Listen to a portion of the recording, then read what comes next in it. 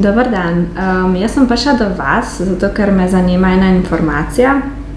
V bistvu sem dobila na delu odpoved in danes je moj zadnji delovni dan in zato me zanima, kaj točno bi mogla zdaj naprej narediti, kje mi pripada meni zavod v Sloveniji ali v Italiji.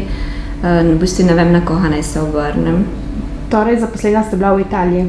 Ja, sem bila zaposlena v Italiji, sem naslov stalno prebivališče imam v Sloveniji in sem se vsak dan vozila z avtom v Italijo na delo. Torej, koliko časa vam je pa trajala ta pogodba, oziroma koliko časa ste bila zavarovana v Italiji? V Italiji sem delala 3 leta, sem pa bila prej recimo 5 let tudi v Sloveniji zaposlena. Seveda vam bomo pomagali. V vašem primeru, ker ste bila zaposlena v Italiji, pa kot pravite, stanujete v Sloveniji, vam bo nadomestilo za brezposelnost pripadalo Republike Slovenije. Glejte, imate 30 dni časa, da lahko vložite zahtevek za nadomestilo in to pri pristojnem zavodu Republike Slovenije za zaposlovanje. Tam se boste tudi vedno v istem roku vpisali v evidenci brezposelnih oseb. Iz tega, kar ste nam povedala, ste bila neprekinjeno zaposlena v Italiji zadnja 3 leta.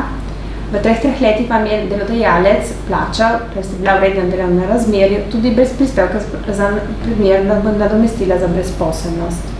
In ter se je delovno razmerje prekinilo ne zaradi vaše volje, ampak zaradi redne odpovedi. V takem primeru vam pripada nadomestilo iz brezposelnosti iz Slovenije. Trajanje italijanskega zavarovanja, koliko je bila povprečna plača in razlog prenehanja delovnega razmerja bo razvidno iz UN obrazca. UN obrazec ga bo izpolnil INPS, ker je pač bilo plačano vaše zavarovanje. In ko bo slovenski zavod dobil v roke UN obrazec, bo lahko izdal odločbo o nadomestilu za brezposelnost, ki vam bo v vašem primeru, ker ste imela 3 leta v Italiji in tudi 5 let v Sloveniji, pripadalo vsaj za 6 mesecev. Višina nadomestila je sicer vezana na maksimalne in minimalne zneske, pripada vam pa 80% plače v prvem tromesečju, nato se recimo ta procent naknadno zmanjša.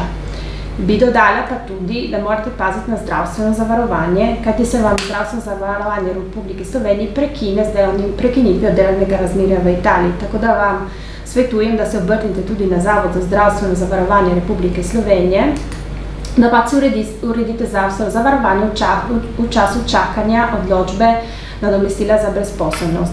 Ko boste prejela nadomestilo za brezposelnost, boste tudi to nesla na Zavod za zdravstveno, kajti vam bo tudi zdravstveno zavarovanje vezano na trajanje nadomestila za brezposelnost. UN obrazec boste sama nesla na INPS ali pa lahko ga bo zavod vprašal v vašem imenu.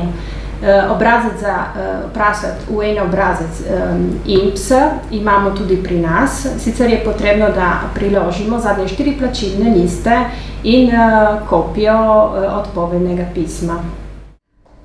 Dobro, hvala za informacijo.